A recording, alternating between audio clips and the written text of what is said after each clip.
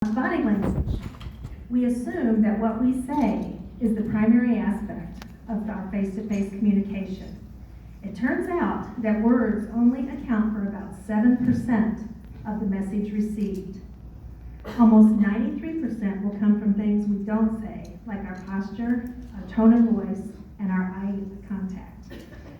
Within minutes or less, other people have decided how they feel about you based on your body language.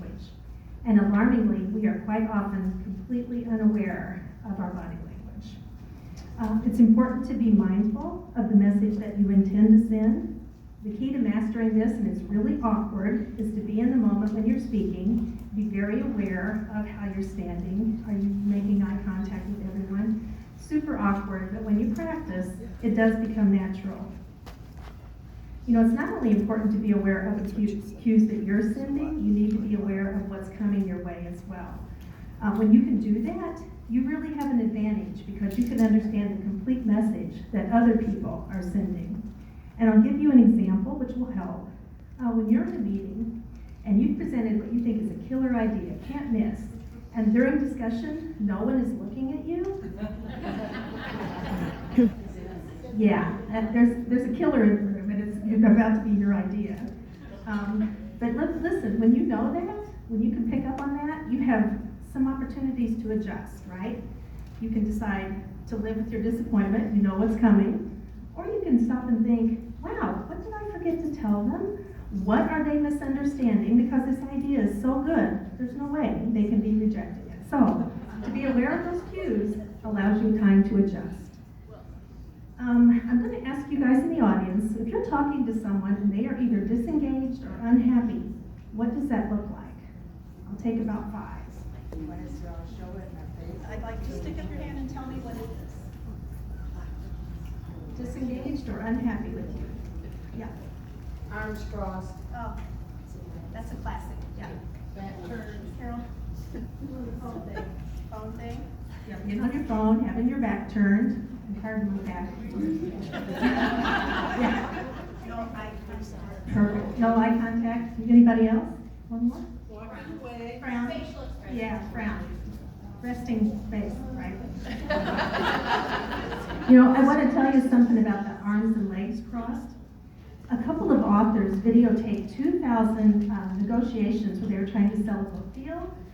When the other party had their legs crossed, 100% unsuccessful. 100%. Those people are closed off, they're not listening, they're not interested. So if you're in a negotiation and you see crossed legs, you know, you're going to need to scramble a little bit to get that done.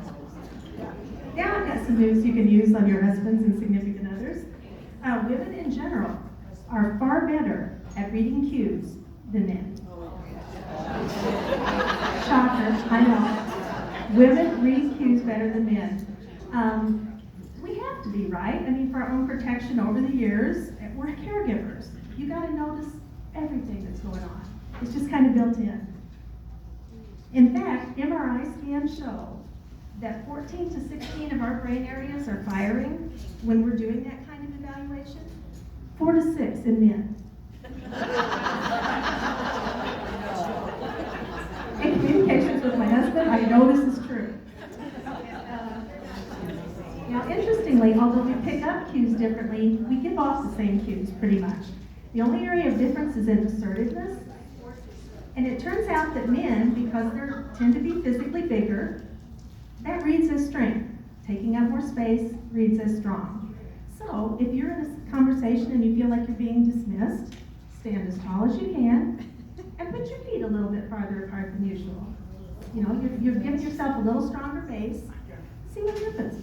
Can't hurt, right? Leadership, making a good first impression. Firm, comfortable handshake. Good eye contact. And in Americans, on average, when they're listening to someone, 7 to 10 seconds. That's pretty good. Don't touch your face, particularly when people are asking you questions. If you're touching your face, you read as dishonest. So if you're ever on a witness stand, don't touch your face. Just my advice to you. Align your body with the person you're speaking to. be right in front of them. That reads as engagement. And controlled gestures can also help you. That adds some credibility, and I know for me, when my arms are moving a little bit, my brain is working too, so very important. To bring it all together, we're not mind readers, but you can learn an awful lot from another's body language. And it's especially true when the words and body language don't match. You have to wonder which to believe, right? This will definitely give you an advantage over others who are not getting the full message. Now, this is just, frankly, to end a general guideline. Doesn't apply to everyone. When you're dealing with someone of a different cultural background, we sometimes give off different cues, right? So if you're getting mixed signals from someone, always ask them. Feel free to ask them and try to get to understand them better, because really, reading body language is a complementary skill. It doesn't replace talking to people and working to understand them.